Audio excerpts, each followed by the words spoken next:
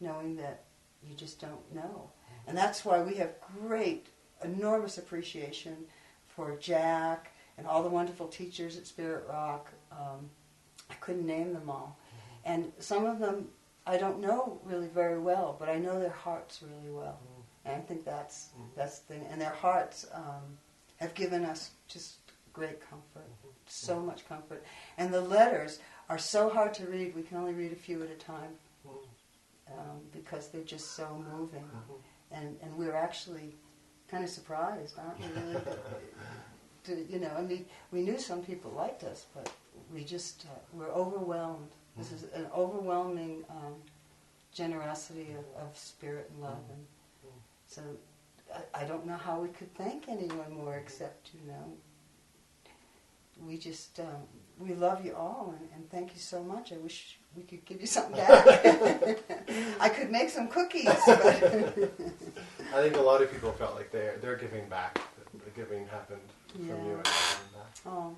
It was interesting, the letter that you so generously, Soren started the letter and Jack picked up the ball and really ran with it. And we can't thank you enough. And Sylvia and Scoop and all the people we know. And Ramdas. Yes. And Joseph and so many people who have been our friends over the years and continue to support us.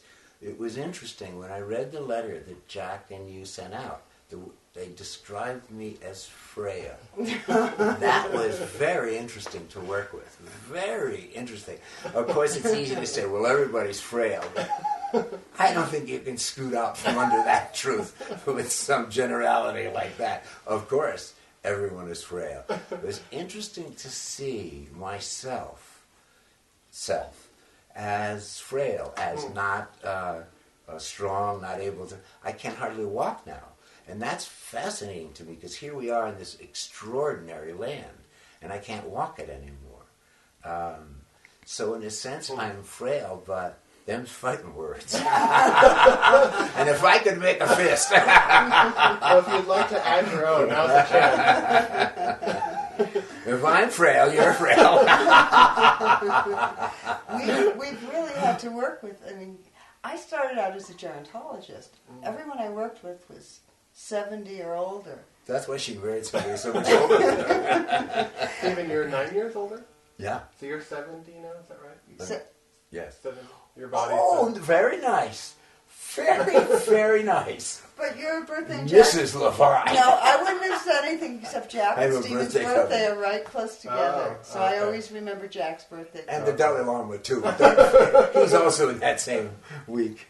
So you can see we're just as bad as we always were. Yeah. And have there been, particularly these last years, has there been a teaching or two that you may have taught when you were out on the circuit that has actually stuck with you more as time passes? I don't know. More? Do you get a hit from that? Well, I think we've pretty much... I mean, actually, we've always tried to live what we've taught. We certainly haven't always come up to, being completely forgiving or completely open-hearted or any of those things, but we've always done Buddhist practice. We don't think there's any other practice, I don't think, more skillful than Buddhist, and we've both done many practices. So that's our daily practice, but it really is the same thing, just to be, as our friend would say, to be here now. This is it. This is it. So, I mean, somebody can give you a label and say you're going to die this time or that time, but death is only on this side, as my husband would say. Death is not on the other side. So neither one of us have any fear of dying. I don't have any fear. He doesn't have any fear. Certainly pain. I'm not excited about having pain. I get seizures now. Not too excited about that, but since I'm unconscious, Stephen's the one that really has to see it, and that I think it's really hard on him. It's not hard on me at all. I think that we've just had to learn to be a little more humble, but we're just doing the same practice we've always done. I think more than anything, I miss loving people. I don't miss the horrible stories. The sad stories. Miss loving people when you mean when you were We're out more just to seeing love people? Yeah, just to love people. That's what I miss more than anything.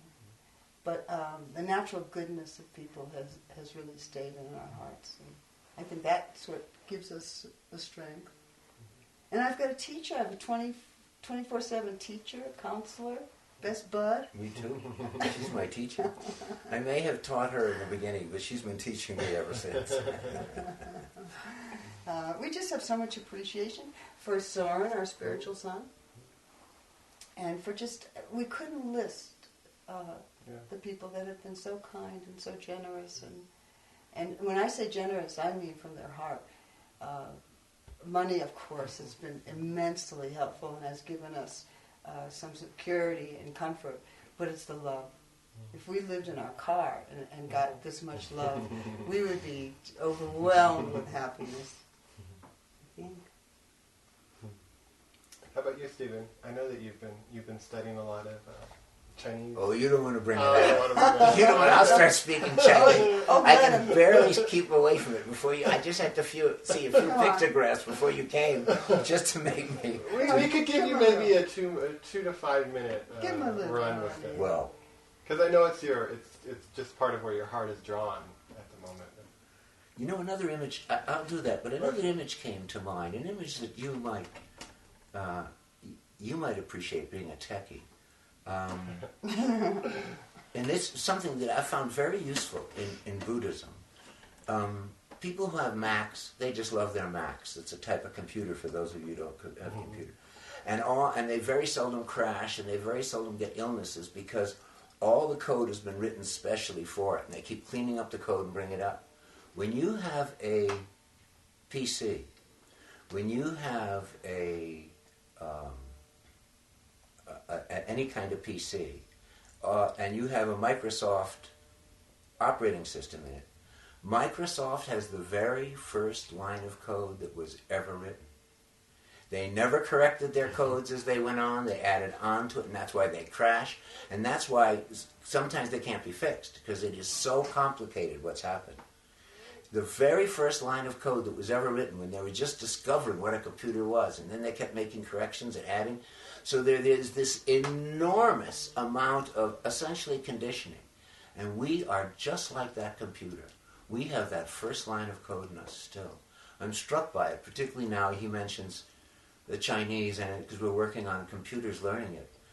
But the human being has that same first line of code, the first thing they heard in the womb, the first line of code. And that's why our study of Buddhism, even more important than Buddhism, our study of Buddhist meditation is so critically important, because we are running on codes, we are running on conditioning that we have no idea where it came from. And for all we know, that first line of code came 1,000 bodies back. We need to have compassion for ourselves. We see it particularly when we're sick. Maybe that's what we learn, is how much you need to have compassion, because it is so hard to stay clear. It is so hard to, when fatigue, so that's another thing that doesn't show, that people can't see, is fatigue.